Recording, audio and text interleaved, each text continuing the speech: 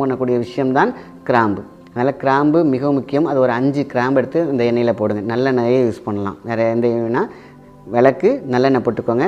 மண் விளக்காக இருக்கட்டும், அதில் திரி என்ன திரி வேணாலும் போட்டுக்கோங்க. பஞ்சு திரி இருக்கலாம், நூல் திரியாக இருக்கலாம், எந்த திரியாக வேணாலும் இருக்கலாம். அங்கே வெப்பம் தேவை, அங்கே விளக்கு எரியணும், அவ்வளோதான். இதோட இன்னொன்று போட போகிறோம், மல்லிகை. மல்லிகை வந்து பார்த்திங்கன்னா மல்லிகை பூ ஆயில் நிறையாவே கிடைக்கிது. அது வந்து கொஞ்சம் வெளியில் எக்ஸ்பென்சிவ் தான், அதெல்லாம் தேவையே இல்லை. அதில் காஞ்சி வீட்டில் என்ன பண்ணுறீங்கன்னா நிழலாக காய வச்சுக்கணும். மல்லிகைப்பூ தலையில் வச்சுருந்ததெல்லாம் போடக்கூடாது, சாமிகிட்ட வச்சது போகக்கூடாது. இதுக்குன்னு மல்லிகைப்பூ உதிரியாக வாங்கி அதை நம்ம வந்து ஒரு பேஸ்கெட்டில் ஒரு தட்டில் முரத்தில் போட்டு வச்சிங்கன்னா காஞ்சிரும். காஞ்சதை பொடி பண்ணி நம்ம அதை போட்டுக்கலாம். இல்லை காஞ்ச பூவாயை கூட அதில் போட்டுக்கலாம். ஒரு 5-6 பூ போட்டுக்கோங்க. இப்போ ஏற்றுங்க தீபத்தை. மல்லிகைப்பூ காஞ்சது அப்படியே உள்ள என்னாகும், எண்ணெயில் போட்டுனா அது ஒரு ஃப்ராக்ரன்ஸ் கலக்கிட்ட கொடுக்கும். அதேமாரி கிராம்பு, இந்த ரெண்டும் சேர்கிறது. நல்லெண்ணெய், நல்ல எண்ணெய் என்பது நல்ல விஷயத்தை அழகாக தூண்டி கொடுக்கும். மண் விளக்கு, அந்த பஞ்சபூதம், அந்த மண்ணுக்கு, அந்த கீழே இருக்கக்கூடிய மண் இருக்குது பார்த்திங்களா, அது சேரும்.